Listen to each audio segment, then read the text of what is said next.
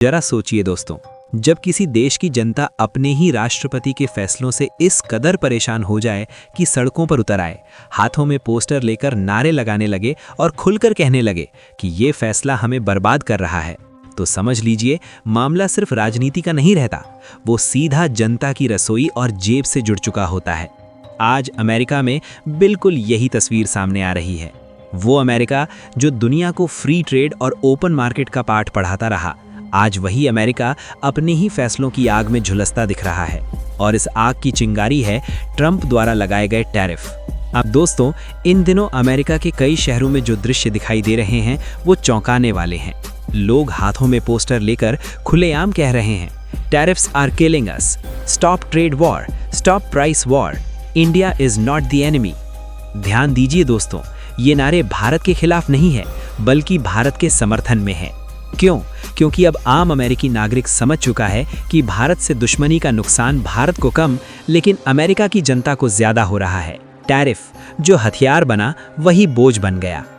Trump प्रशासन ने जब भारत पर 25% टैरिफ लगाया था तब ये फैसला ताकत दिखाने के लिए लिया गया था, लेकिन आज वही फैसला अमेरिकी जनता के लिए सबसे बड़ा सिरदर्द बन चुका है।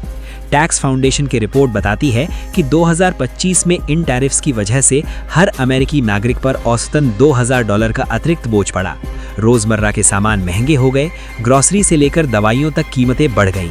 अब सोचिए दोस्तों, जब दूध, ब्रेड, दवाइयां और मसाले महंगे हो जाएं तो गुस्सा किस पर निकलेगा? सीधे सरकार पर। अमेरिकी एक्सपोर्ट को लगा बड़ा झटका। सिर्फ आम जनता ही नहीं, अमेरिकी बिजनेस भी इस फैसले से परेशान है। सेंट लुइस फेड के आंकड़े बताते हैं कि सितंबर से नवंबर के बीच अमेरिकी निर्यात में 28% की गिरावट आई। और सबसे चौंकाने वाली बात कि भारत से आने वाला माल 65% तक रुक गया। अब जरा कल्पना कीजिए दोस्तों, स्टोर्स में चाय नहीं, मसाले नहीं, कृषि उत्पाद गायब, दवाइयों की सप्लाई धीमी। कई अमेरिकी रिटेल स्टोर्स में इंडियन प्रोडक्ट्स के सेक्शन खाली पड़े हैं। दोस्तों, ये सिर्फ भावनाओं की बात नहीं है, ये सीधा पैसे का खेल है। रिपोर्ट्स के मुताबिक अमेरिका को अब तक $1 बिलियन से ज्यादा का नुकसान, कीमतें 40 से 60% तक बढ़ चुकी हैं, महंगाई बिना चेतावनी जनता पर टूट पड़ी है।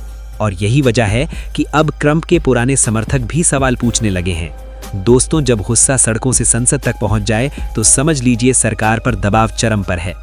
अब खबर आ रही है कि कांग्रेस में एक नया बिल पेश किया गया है। भारत के 254 प्रोडक्ट्स पर लगे 25% टैरिफ हटाने की मांग तेज हो गई है। इस बिल को सेक्शन 301 एग्जीक्यूटिव ऑर्डर के तहत तुरंत लागू करने की बात हो रही है।